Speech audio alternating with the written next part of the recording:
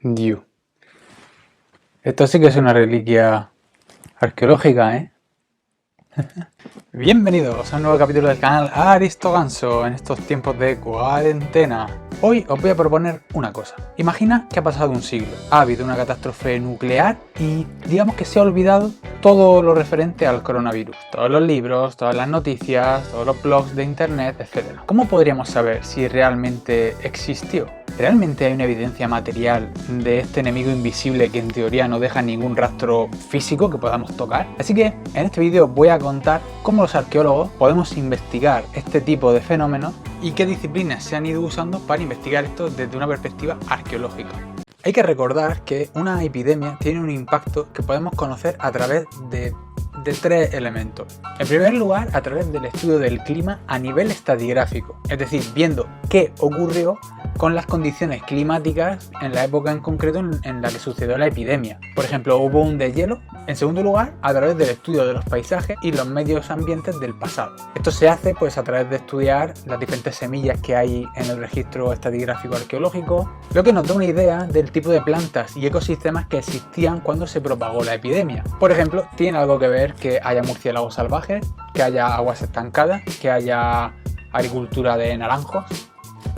Y por último, a través del estudio de restos materiales, como pueden ser enterramientos, artefactos, cualquier detalle extraño que aparezca en una tumba y, por supuesto, pues estudiando los esqueletos de las víctimas de esa enfermedad o de esa epidemia. Y eso se hace tanto a nivel óseo, de los huesos, como a nivel biomolecular. Veréis, durante gran parte de la historia de la humanidad se han desatado epidemias que han afectado determinantemente pues, al desarrollo de las civilizaciones. Y por supuesto, tenemos documentos históricos para estudiar este tipo de eventos. Pero hay cosas concretas que no aparecen siempre en los documentos. Por ejemplo, todo aquello que le ocurre al pueblo más pobre, más llano, y que no aparece en los registros históricos porque los registros históricos no dejan de ser pues escritos sobre la política, sobre la economía, sobre un poco esas élites que gobiernan las civilizaciones. Por eso siempre es muy sorprendente y muy importante cuando aparecen restos arqueológicos de toda esta gente que no siempre está incluida en la historia, porque nos permite conocer desde otra perspectiva pues todos estos eventos traumáticos del pasado. Mirad, en los últimos años, por ejemplo, se han realizado muchísimos descubrimientos de enterramientos de gente del pueblo llano o del mundo rural, gente que es menos conocida, que murió a causa de la peste negra. Y aunque realmente ya conocemos que la gente se moría de esta epidemia y conocemos las zonas afectadas por esta epidemia de peste negra, no deja de resultar importante seguir descubriendo restos porque ayuda a reformular lo que ya conocíamos. Nos obliga a quizá descartar cosas que son falsas y que queríamos hasta ahora, o cosas que dábamos por sentado, o conocer un poco mejor las consecuencias de este tipo de eventos. Por ejemplo, las anomalías en las formas y ritos de entrenamiento. Pues esto muestra cómo una epidemia podía hacer que todo un sistema establecido se viniera totalmente abajo. Esto lo descubrió un equipo de arqueólogos en la abadía de Thornton.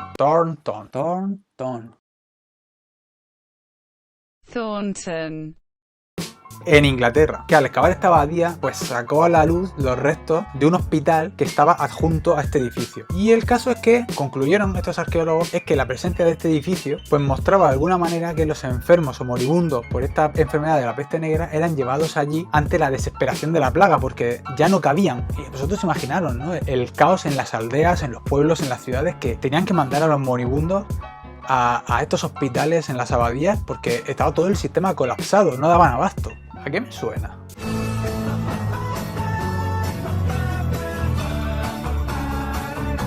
Es decir, la saturación de muertos y enfermos por la peste negra obligó a pasar de todos los cánones que había establecidos en ese momento y a enterrar y a tratar a la gente de formas distintas. En este caso descubrieron que como no se podía enterrar a toda la gente que estaba muriendo en el cementerio de la parroquia, que eso habría sido lo habitual, resulta que la gente empezó a enterrar a estos muertos por la peste negra en las orillas de los caminos, en concreto pues en el camino de acceso a esta abadía. Y esto es muy importante porque muestra cómo es es una catástrofe rural causada por una enfermedad que realmente es invisible. Y fijaros que a pesar de ello, a pesar de enterrarlos de esta forma tan atípica al lado de un camino, realmente los cuerpos no fueron enterrados al tuntún, ahí como en una fosa tirados, sino que fueron tratados con un respeto sobresaliente. De hecho, lo que piensan los arqueólogos es que en este momento quizá el sacerdote o el sepulturero pues se había muerto, y entonces pues la gente lo que hizo fue intentar imitar los cánones de enterramiento que había en esa época y enterrar a la gente, aunque fuera en sitios un poco raros, pues enterrarlos siguiendo todos los ritos que había en ese momento. Y entonces pues encontraron que en este enterramiento había pues un montón de personas, entre ellos un montón de niños, que habían sido enterrados pues envueltos, colocados cuidadosamente, etcétera. De hecho, gracias a la posición de los cuerpos, se sabe que los cuerpos fueron depositados ahí con el paso de los días, es decir, no fueron depositados de una vez. Y claro, esto resulta muy curioso porque, aunque la gente estaba viviendo una auténtica catástrofe caótica, realmente es de destacar que tuvieran la paciencia y la calma para enterrar a sus muertos de la forma más cuidadosa. Pero en otras ocasiones no hay que olvidar que estudiar los restos materiales de una epidemia de este tipo también nos permite ser conscientes del impacto que tiene un enemigo invisible, como puede ser este, en lo material, en aquello que podemos tocar, aquello tangible. Porque claro, pensad que cuando muere un ser vivo enfermo, la enfermedad muere con ese ser vivo. Entonces, investigar estas cuestiones pues nos permite conocer cómo se comportan y cómo se expanden las enfermedades, cómo evolucionaron, cómo se ramificaron, cómo sobreviven o cómo mueren. También podemos conocer cuál es el comportamiento humano derivado de lidiar con este tipo de epidemias, para así poder prever en el futuro cómo actuar ante otro caso así. Y os preguntaréis, pero Aristóganes, ¿cómo se pueden obtener datos sobre las pandemias del pasado y también en el presente? a través de los restos materiales? ¿Cómo es posible analizar algo invisible, algo vivo que en teoría es efímero, a través de restos materiales tangibles del pasado que a lo mejor pues han estado enterrados un montón de siglos? Vamos a volver otra vez al ejemplo de la peste negra. A partir de la investigación en los yacimientos megalíticos que hay en Senegal y en Gambia, en África, donde hay alrededor de 2000 cementerios hasta el siglo XV o por ahí, los arqueólogos han conseguido determinar qué datos son los más útiles, digamos, para analizar arqueológicamente una enfermedad. Y hay tres tipos de datos importantes. En primer lugar, conocer las condiciones que hacen falta que se den para que una enfermedad se pueda transmitir. En segundo lugar, los cambios que se producen en las tradiciones y ritos funerarios a medida que las comunidades se van enfrentando a un gran número de muertos, ¿no? y a un colapso. Y tres, las evidencias relacionadas con la pérdida de población, es decir, con que la gente va muriendo y hay cada vez menos población. Porque claro, que la gente vaya muriendo no solamente repercute en lo funerario, también repercute en que hay menos gente para cultivar, hay menos gente pues para ir a la guerra, hay menos gente en una comunidad, y eso afecta en muchos sentidos. Puede destruir realmente una comunidad. Pero Aristóganes, ¿y cómo obtener estos datos? ¿De dónde sacan estos datos? ¿Qué necesito saber yo para poder obtener estos datos y hacer mis investigaciones? La investigación de plagas del pasado siempre se ha basado en un enfoque multidisciplinar. La arqueología se ha mezclado con otras ciencias y otras disciplinas, desde la historia hasta la biología, pues para poder analizar de una forma más profunda toda la serie de datos de los cuales se puede sacar información. Por ejemplo, para investigar los huéspedes de esas enfermedades o los vectores de transmisión, pues para eso se ha usado la zooarqueología, que es la arqueología que se dedica a estudiar los restos de animales e insectos.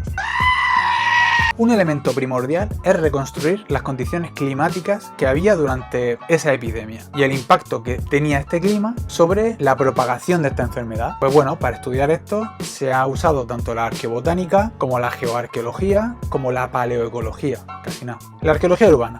La arqueología urbana de las ciudades pues se ha usado para conocer las condiciones medioambientales y cómo las epidemias pues, han vivido y se han desarrollado en esas condiciones urbanitas.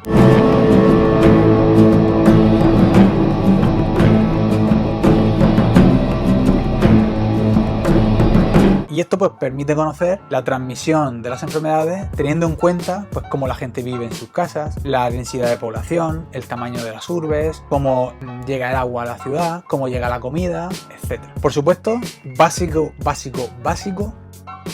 es la cultura material, los procesos de datación, es decir, saber de cuándo es esa cultura material que encontramos, y la arqueología funeraria, porque pues permiten conocer a fondo los enterramientos y los artefactos que hay en estos enterramientos, tanto desde un punto de vista histórico como cultural. Por ejemplo, sería interesante conocer si los enterrados fueron enterrados juntos, en plan en masa, o si fueron enterrados por separado, o si se les hacían ofrendas por el hecho de estar enfermos de la peste negra. Y por último, y esto es obvio, pues el estudio de los restos de las víctimas de esas epidemias, que es básicamente pues sus esqueletos. Y bueno, pues para esto se usa la bioarqueología y el estudio de las paleopatologías, es decir, todas las patologías que tenía esa persona en el momento de su muerte o en su vida. Y fijaros si resulta importante usar y mezclar todas estas disciplinas científicas, que gracias a eso hoy conocemos que, por ejemplo, la gran epidemia de peste negra que asoló el norte de Europa en la Edad Media fue precedida por una gran hambruna que sucedió 30 años antes. Resulta que descubrieron que lo que hizo esta hambruna 30 años antes de esta peste, de esta epidemia, lo que hizo fue modificar a las poblaciones del norte de Europa a nivel genético, lo que hizo que estuviesen más predispuestas a nivel genético a enfermedades epidémicas. Pero es que además resulta que la gran hambruna fue a su vez provocada por una sucesión de inviernos fríos y veranos cálidos que asolaron también el norte de Europa, que hicieron que no se pudiera cultivar en esa zona. ¿Cómo sabemos esto? Pues gracias a los documentos que registran el precio del trigo en esa época.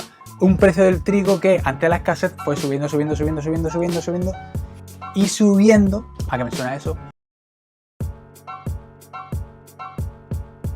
Hasta que fue casi un producto de lujo, así que los pobres pues no podían comer trigo, y esto repercutió en que acabaron desarrollando ciertos cambios a nivel esquelético y a nivel dental que hoy en día nos permiten identificarlos. Sabes que fueron ellos los que sufrieron esta escasez de trigo y esta gran hambruna. Curiosamente, toda la gente que había sido niño y que había ido creciendo en la época de la gran hambruna fueron los que acabaron contrayendo y sufriendo la epidemia de peste negra.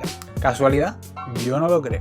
Así que, como veis, nada es inocente. Conocer arqueológicamente las enfermedades y plagas antiguas pues nos tiene que servir para saber cómo afectaron estas enfermedades a las antiguas civilizaciones, pero también cómo han ido evolucionando estas enfermedades a lo largo del tiempo hasta llegar a hoy en día, porque es hoy en día cuando nos están afectando. Dale un buen like si te ha gustado el vídeo, suscríbete para más vídeos. Como veis, estoy on fire con esto de la cuarentena, no paro de subir vídeos todo el tiempo. Y por supuesto, comenta qué te ha parecido el vídeo, comenta si tienes más información, si quieres que hable de algún tema en especial. Ya sabes que siempre hago caso de la gran audiencia del canal Aristo Ganso. Y nada, nos vemos en el siguiente vídeo. Un saludo y adiós.